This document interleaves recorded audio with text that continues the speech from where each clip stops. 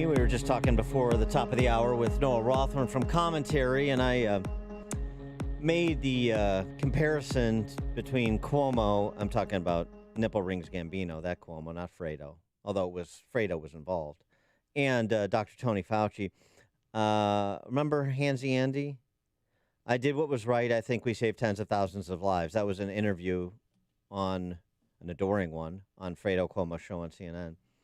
Tony Fauci during an equally adoring interview presided over by Morning Joe. You've just got to be completely honest, consistent as a scientist and a public health professional.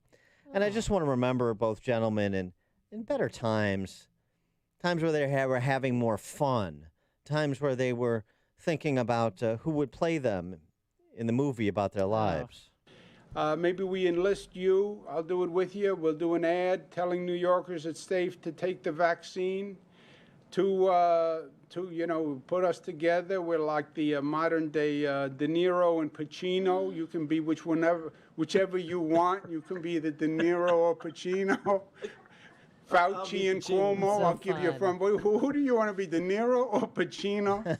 Which one do you want to be? I love them both. I want to insult one or the other. Yeah. If I say one, I don't want to hurt the feelings of the other. Sure. Ladies, Yeah, come I know. on. Politician. Oh, yeah. It was going to be so great. Yeah. What happened? They had the rest of their lives together, memorialized on the silver screen. For more on Dr. Tony Fauci, and let's have a little conversation about vaccines, please be joined by Dr. Reed Spaulding. He is a medical doctor. He's a contributor to the American Spectator and a practicing pathologist.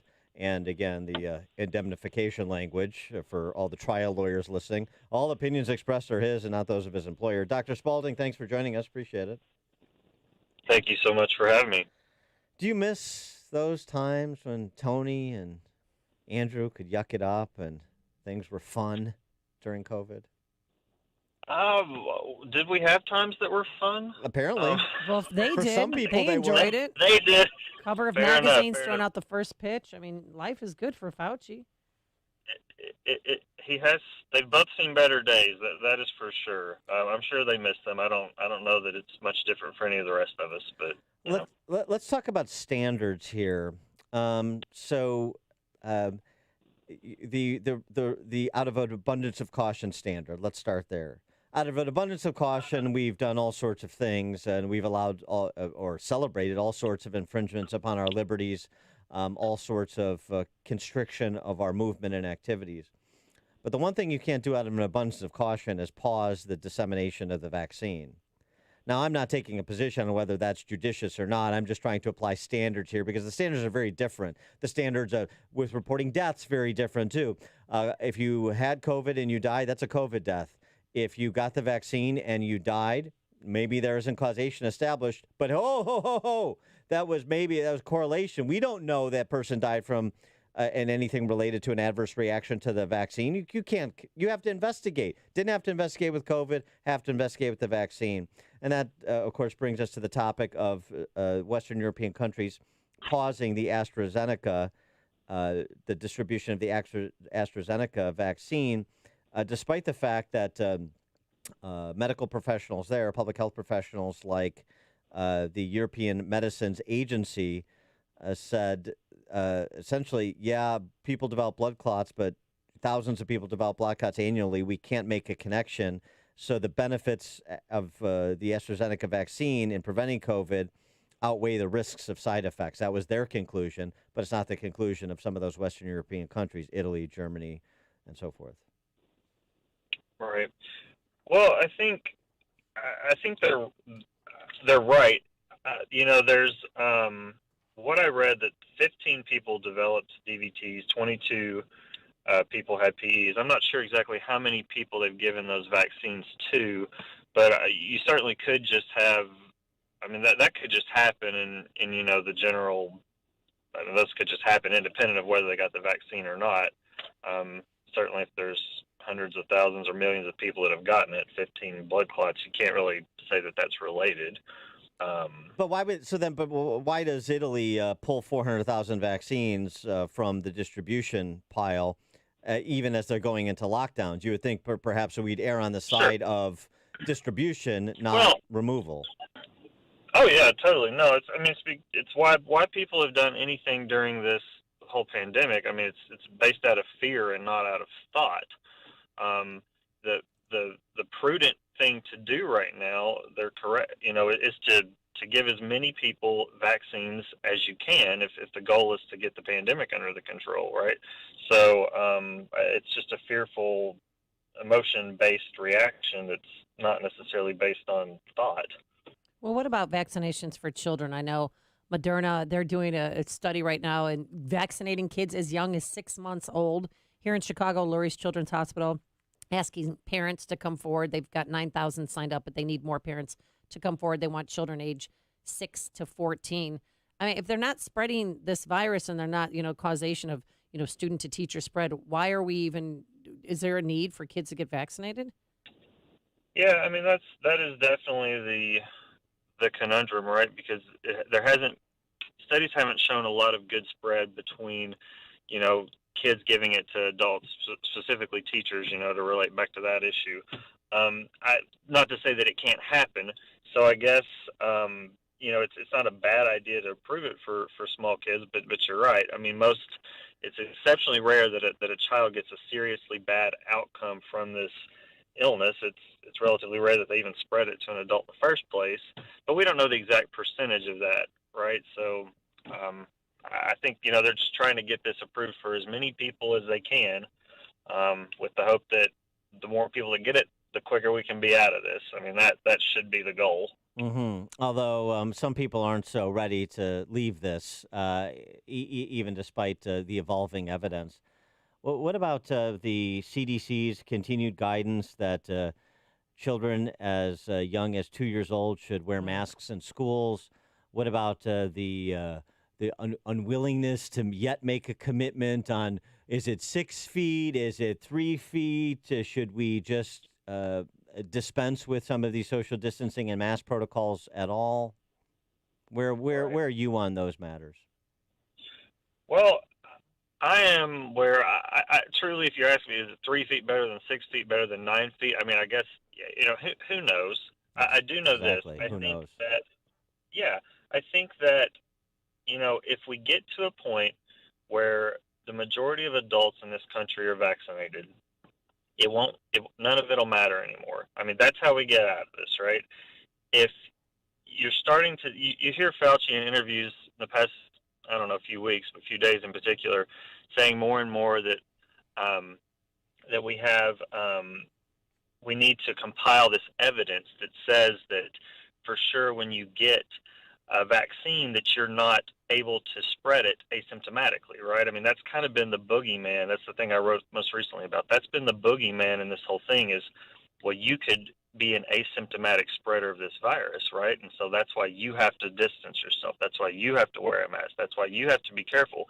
Because even though you feel 100% fine and even though you're not sick at all, you have to be careful and you can't go see so-and-so and you can't go to the store without your mask on and all this. Well, if you're vaccinated, that's gone because the data is starting to come out now to show that the vaccines stop asymptomatic spread just almost exactly as well as they stop symptomatic spread. The data from Israel says 94% of asymptomatic infections were stopped in participants or in patients who got the vaccine over there.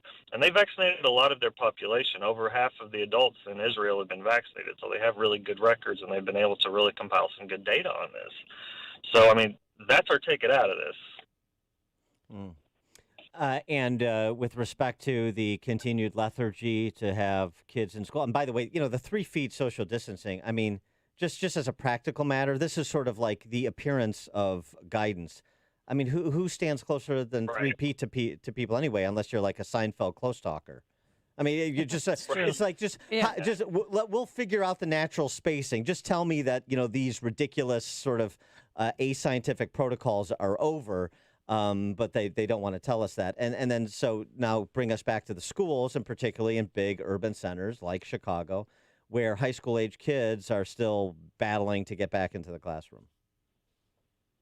Yeah, I mean, you're right. The 3 feet, you couldn't really get much closer and be comfortable anyway. I don't. I think there's been a desire from people in public health to do something, right, and to make people feel. I mean, clearly that's been the big push of the past years. What's the latest round of recommendations and edicts going to be? But the problem is when they say these things, the politicians just react to it and they make policy based on it, oftentimes unilateral policy without any input from any legislatures or council people or anything. It's just one mayor or one governor saying, well, all right, you 10, 20 million people, whoever I'm over, this is what we're going to follow, and that's because Dr. So-and-so said so. It's a very dangerous little game we've all been playing this past year, but I truly believe that, if we can get people vaccinated, if we can really get that number high, the death rate will continue to go down.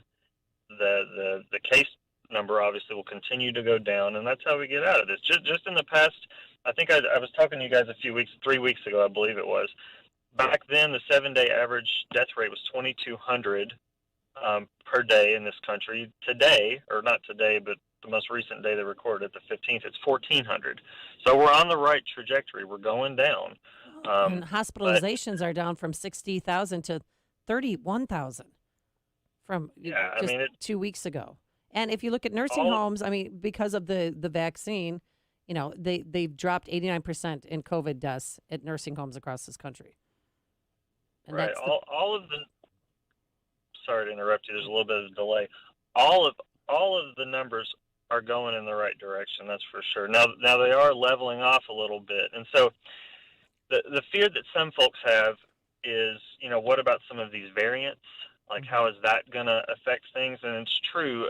There's a variant in New York, and it has a mutation that's similar to the one that was in South Africa, the South African variant. I don't know if you guys heard about that, but it is true that some of these variants of COVID, the vaccine isn't necessarily as effective on them as it was the original strand, but it doesn't, it doesn't have to be 95% effective. I mean, think about the flu shot, right? The flu shot, if you get a 60% effectiveness, that's considered a great success. So no, that's old America.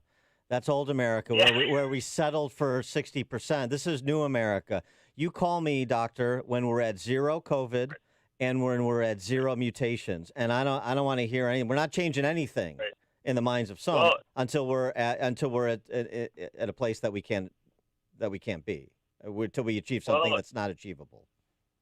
Sure, exactly. That's what I was going to say, Dan. I mean, if that's the game we're playing, then we are never going to leave this COVID land because there is no scenario ever in anything where you get 100% protection from, I mean, this is just common sense, right? I mean, you're driving down the road, something horrible could happen to you. You don't have 100% protection, but these, I tell you this, I will say this to people, there is some skepticism still in a large number of people about the vaccine. Should I get the vaccine? Should I not get the vaccine? They don't want to take this government vaccine, right? And they don't trust the public health officials, and with good reason. I mean, they've flip-flopped so much, and their messaging's been so horrible this past year. I completely understand why a lot of people don't trust our public health officials. But, Did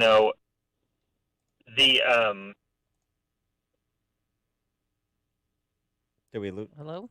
Dr. Spaulding? Well. Oh, I guess we lost him. Hey, back? no, I'm sorry. Okay. All right. Sorry, the phone cut out for a second. Yeah, no, I understand that people don't trust public health officials, but, the best thing you can do is to go out there and get vaccinated. I mean, it's making you, it's freeing you from this situation. What's your view on travel for spring break? I mean, again, Tony Fauci unwilling to endorse airline travel, despite everything we know about airline travel not being an event where there is significant transmission, and now the percentage of people vaccinated and have natural immunity and have already been infected and survived, and so on and so forth.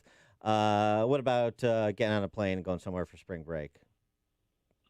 Yeah, I mean, I think if you want to do that, you're well within your rights. Certainly, I've traveled. I have a couple different been on a couple different trips since this pandemic started.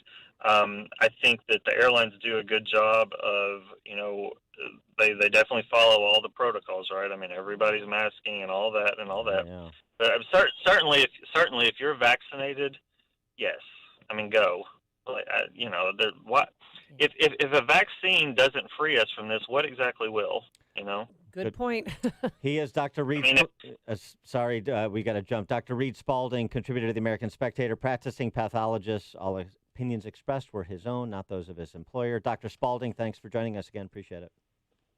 Thank you so much. Have a good day. Thank you. And he joined us on our turnkey.pro answer line. If you're talking about it, Dan and Amy are talking about it. It's Chicago's Morning Answer on AM 560. The Answer.